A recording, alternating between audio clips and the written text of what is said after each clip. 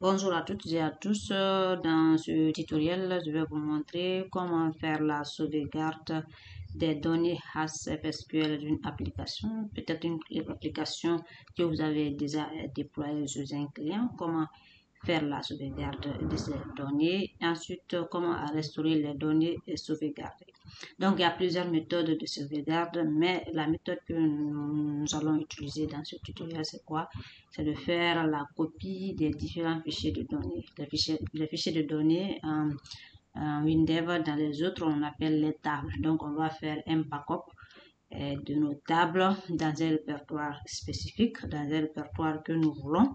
Ensuite, voir comment on peut les restaurer dans l'application qui est en train de fonctionner peut-être sur le client. Donc, pour cela, nous allons faire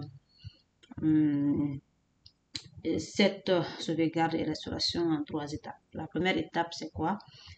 C'est de créer un petit programme. Déjà, l'application que je veux sauvegarder, les données de l'application que je veux sauvegarder est là. Je vais vous montrer cette application rapidement. Là, c'est une application de gestion de points de vente. Je vais vous montrer.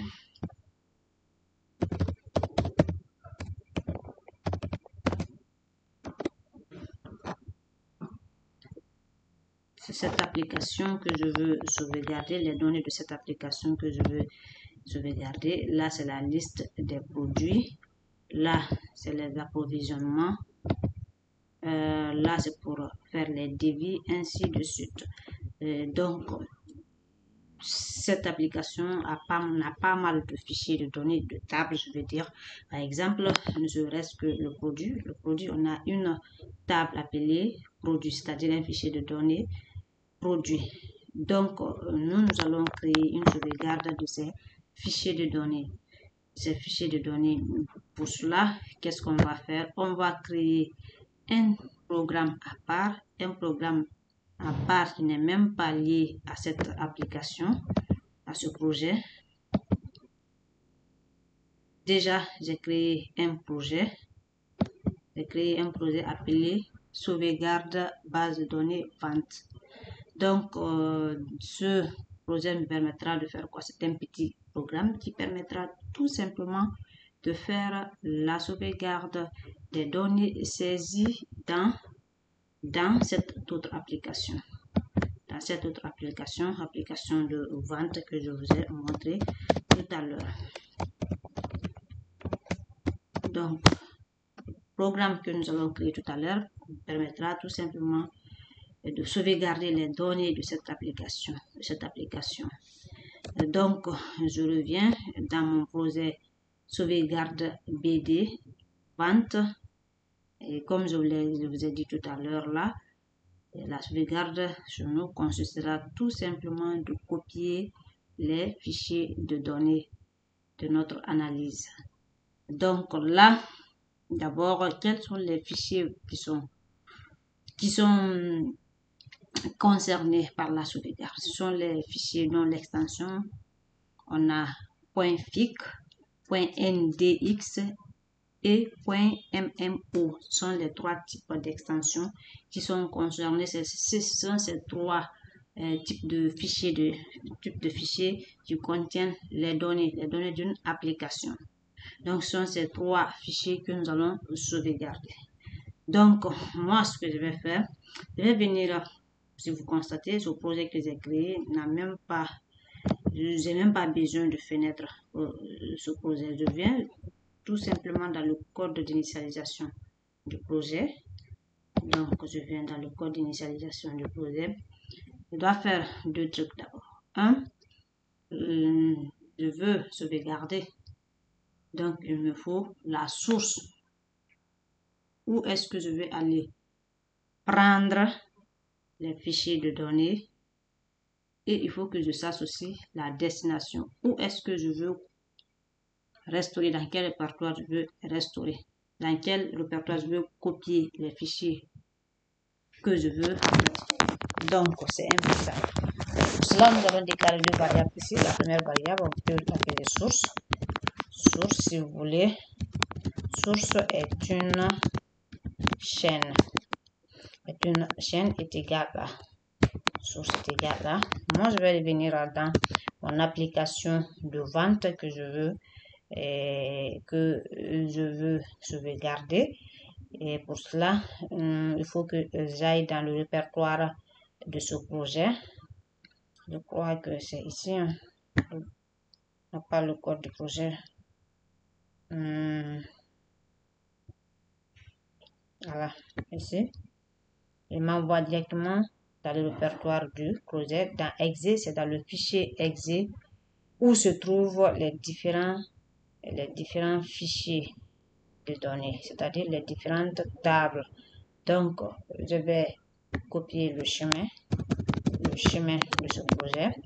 Je viens le mettre au niveau de mon projet sauvegarde. Je le mets ici. Ensuite, anti-slash. Ça, c'est la source. Ici, on veut aller copier les fichiers de données, la destination. Je déclare une autre variable appelée destination. Destination est une chaîne aussi. Une chaîne est égale à. Maintenant, je veux aller enregistrer directement sur mon D. J'ai deux disques. Il y a le disque C et le disque D. Moi, c'est au niveau du disque D que je veux sauvegarder mes données. Donc, je vais copier déjà le chemin. Ensuite, je peux créer directement un répertoire. Ça va directement créer le répertoire backup. Là, si vous venez, il n'y a pas de backup. Il n'y a pas de répertoire de dossier backup. Mais dès qu'on va exécuter, WinDev nous créera automatiquement backup.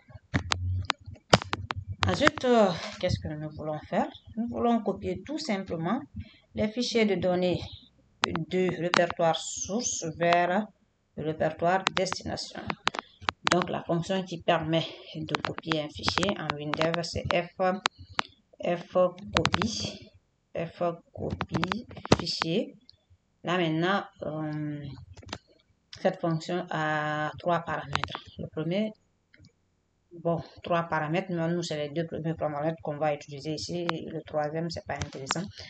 Le premier paramètre, c'est la source. D'où est-ce qu'on veut aller prendre le fichier à copier. Donc, on va mettre ici source.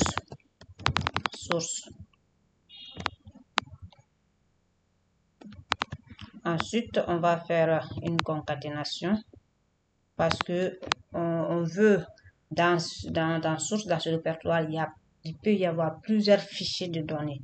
Donc, pour récupérer tous les fichiers, on va prendre le nom des fichiers. Chaque nom de fichier, on va utiliser l'étoile. Maintenant, point, l'extension. D'abord, le premier type, c'est le point FIC. Le premier type, c'est le point FIC. Déjà, quand je reviens au niveau du répertoire, vous avez vu, pour, par exemple, la table client, on a FIC, on a NDX, et parfois on peut retrouver mot. Là, par exemple, il y a mot. Donc, ce sont les trois types de fichiers de données qui contiennent, disons, nos données. D'abord, on va copier le premier type. Le deuxième paramètre, c'est la destination. Où est-ce qu'on veut aller copier ces fichiers-là? Donc, on a déjà défini une variable destination. Là, c'est bon. Ensuite, on va faire la même chose, fcopy fichier, cette fois-ci pour l'extension ndx. Donc, la source plus étoile, le nom du fichier, point maintenant, l'extension, cette fois-ci, ça sera ndx. Maintenant, le deuxième paramètre, c'est la destination, là où nous voulons faire le backup. Destination. Je vais copier ceci pour le troisième. Le troisième, c'est MMO. Là, c'est bon. Et maintenant qu'on a fini, la sauvegarde s'effectue. Notre sauvegarde n'a que 5 lignes de code. C'est très simple. programme là, on l'a déjà. Ce qu'on va faire, on va générer le comment on dit ça, l'exécutable. On va générer l'exécutable. Maintenant, cet exécutable qu'on a généré, on va planifier cette tâche sous Windows. D'abord, on va tester est-ce qu'il prend exactement. Déjà, si je viens au niveau de mon disque C, il n'y a aucun répertoire backup. Alors que dans notre code, on a dit de créer un répertoire backup dans lequel il va coller tous les fichiers de données qui se trouvent dans destination. On va exécuter, voir si il va copier pour nous. Là, c'est exécuté et c'est devenu. Je viens au niveau de mon répertoire, j'essaie de faire comme ça. Effectivement, il a créé backup. Je viens dans backup et voici, il y a tous les fichiers de données de l'application à ce niveau. Donc, notre code marche à merveille. Qu'est-ce que je vais faire? Je vais delete ça d'abord. Je vais delete, on en vient. Maintenant, on va générer l'exécutable. Je peux l'appeler comme ça, sauvegarde BD, vente. Suivant, je fais suivant,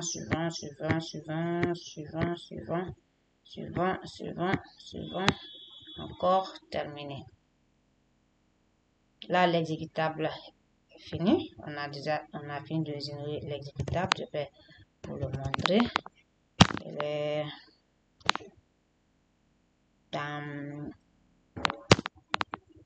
Le projet s'appelle sauvegarde, je crois.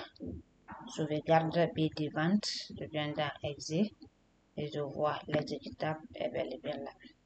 Maintenant, ce qu'on va faire, on va cette fois-ci créer une tâche, planifier une tâche sous Windows, Windows, oui, Windows comme ça. Et on va planifier la sauvegarde des données de l'application, disons, chaque jour à une heure précise. Par exemple, à 7 heures du matin, on peut le dire, chaque jour, dès que le PC est allumé, à 7 heures du matin, la sauvegarde s'effectue automatiquement. Ce qu'on veut faire ici. Donc, pour ça, il s'agit de créer une tâche planifiée. Pour ça, je vais faire Windows R. Quand je fais Windows R, là, il faut que vous écriviez ça, task hd.msc. Ça, c'est pour aller dans le gestionnaire de tâches de Windows. Donc, j'exécute, je clique sur Go. J'ai une nouvelle tâche, créer une tâche de base. Ne confondez pas, c'est pas une tâche, mais plutôt une tâche de base. Créer une tâche de base pour créer une tâche planifiée. Le nom de la tâche, on peut dire par exemple sauvegarde BD vente. Sauvegarde BD vente. Si vous avez une description, vous faites la description à ce niveau. Suivant. Et là, la fréquence, voici la fréquence de l'exécution de cette tâche. Tous les jours, toutes les semaines, tous les mois, je laisse par défaut tous les jours. Suivant. Là, le début de l'exécution de cette tâche, c'est quand? Moi, je vais mettre la date. Donc, le 16 2e 2005. Là, à quelle heure vous voulez que par jour, chaque jour, par exemple, chaque jour, je veux qu'à 20h12 minutes ou 20h11, je veux que chaque jour à 20h11 minutes 00 secondes que la sauvegarde s'effectue. Donc je mets ça, ou je vais venir à 12, le temps pour moi de finir la planification de la tâche. Je vois que 20h12 est arrivé parce que ce mois il est 20h10 comme ça. Donc je veux qu'à 20h12 qu'il fasse un backup. Donc, je clique sur suivant, là, démarrer un programme suivant. Maintenant, qu'est-ce qui doit être, quel est le programme qui doit être là? C'est notre exécutable. L'exécutable qu'on a généré tout à l'heure dans le projet sauvegarde. C'est ça qu'on va sélectionner ici. Uploader, ensuite suivant. Je vais faire un petit précédent. J'ai oublié de vous préciser quelque chose ici. Il faut pousser sur synchroniser les fuseaux. Suivant, terminé. Maintenant, je vais rapidement venir. Voici mon disque D. Pour le moment, il n'y a pas de sauvegarde. Backup. Le dossier backup n'est pas encore créé. Observez l'heure à 20h12. Il doit normalement, si tout fonctionne bien, créer le dossier backup. Ce niveau. On va observer.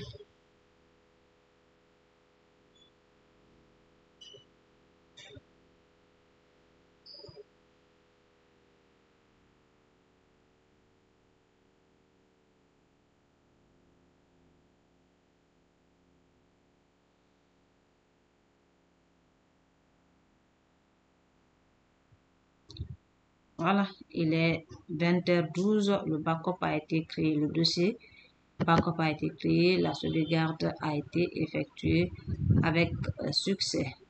Donc, notre tâche, la planification de notre tâche sur la sauvegarde des données de notre application a bel et bien été effectuée avec succès.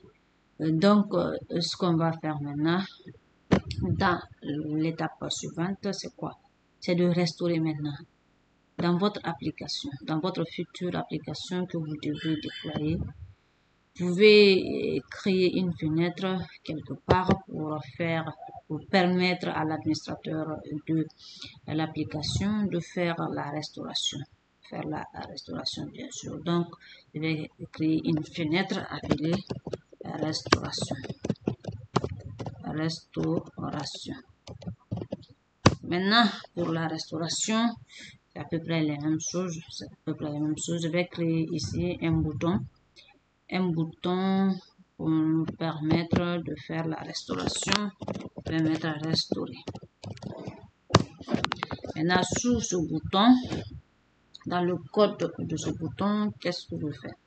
Et cette fois-ci, nous devrons prendre les données dans la destination. Au début, et notre destination ici, c'est sur le D et puis dans backup. Cette fois-ci, notre source devient ça. Notre source devient notre destination lors de la sauvegarde. Je ne sais pas si vous comprenez. Comme nous faisons la restauration, donc notre source devient la destination de la sauvegarde. Donc, je vais copier le chemin où la sauvegarde a été effectuée. Donc, qu'est-ce que je vais faire? Je vais encore déclarer deux variables pour récupérer la source et la destination. Source est surtout ne confondez pas les trucs. Ici, nous sommes dans l'application dont on veut faire la mise à jour des données. Dans l'application vente. Et au début, on était en train de travailler dans un nouveau projet pour effectuer la sauvegarde. C'est ce projet-là, on a généré son exécutable, on l'a mis au niveau de la tâche qu'on a planifiée sur Windows afin de l'exécuter de façon automatique. Là, on n'a pas besoin de faire la sauvegarde manuellement. Non, c'est automatique. Dès que l'utilisateur ouvre sa machine, tous les jours, à 20h12, c'est ce qu'on avait dit, la sauvegarde s'effectue d'elle par elle-même. Donc, je reviens. Maintenant, pour la restauration, ça doit être au niveau de l'application que vous devrez déployer sur le client. Maintenant, ce source est une chaîne est égale à, on va prendre la source, d'accord? Anti-slash destination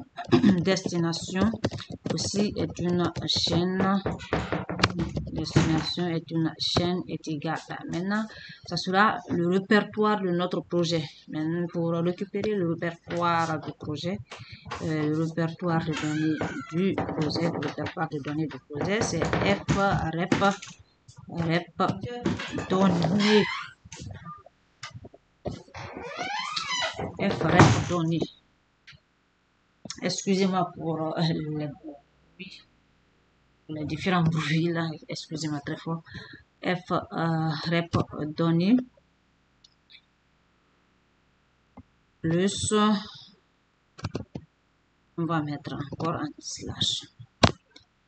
Maintenant, qu'est-ce qu'on va faire d'abord? On va voir effectivement si le répertoire, s'il y a de backup, s'il y a des données dans le backup. Pour cela, on va utiliser la fonction f existe. On va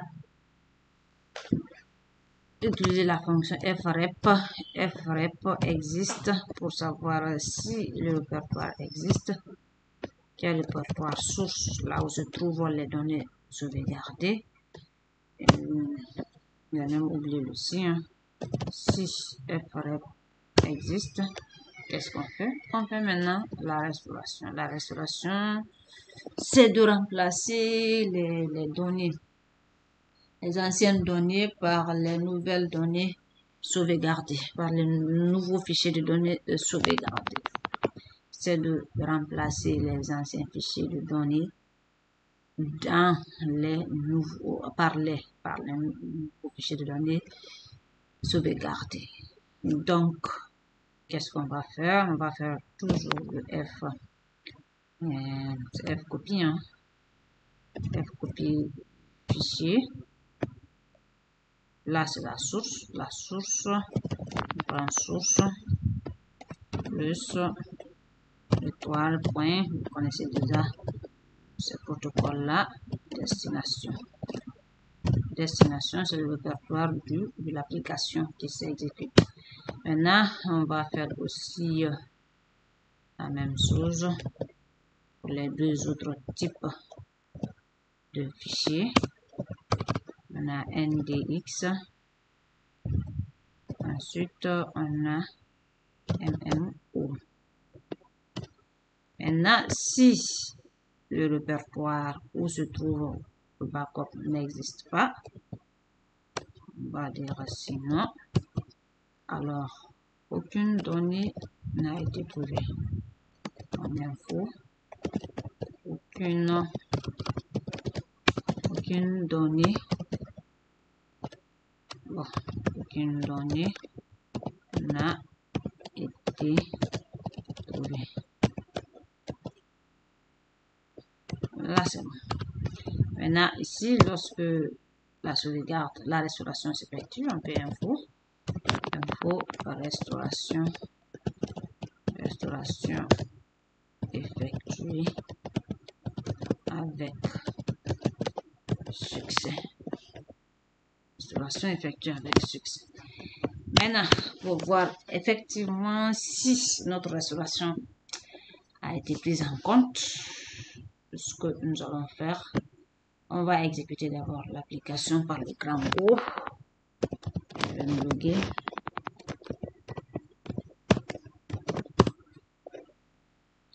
Je viens au niveau des produits. Je vais ajouter un nouveau produit. Déjà, ce sont les données là qu'on a restaurées. Hein. Ce sont les données là pas restaurées, qu'on a sauvegardées plutôt. Ce sont les données, toutes les données qui sont là. Approvisionnement, vente. Ce sont toutes ces données qui ont été sauvegardées dans le répertoire backup. Maintenant, ce que nous allons faire tout à l'heure là, c'est d'ajouter un produit. On va rajouter un produit qui n'a pas été bien sûr sauvegardé. Ensuite, on fait quoi? On essaie de restaurer les anciennes données. Voir là, ce produit qu'on a enregistré tout à l'heure là ne doit plus figurer. Donc pour cela, je vais mettre ici fruit. Je vais mettre orange par exemple. Comme article orange, Là, je crée une nouvelle catégorie. Je vais mettre fruits. Catégorie fruits, je valide. Je prends fruits. Je valide. Je vais mettre banane. Banane. Fruits. Je valide. Là, j'ai rajouté deux projets. Orange et banane. Orange et banane. Donc, je vais procéder à la restauration des données que j'ai sauvegardées. Les premières données que j'ai sauvegardées, il n'y avait pas de banane, il n'y avait pas d'orange. Normalement, quand je fais la restauration, banane et orange qu'on vient d'enregistrer tout de suite là, ne doivent plus être là parce que la sauvegarde a été effectuée avant l'ajout de ces deux articles.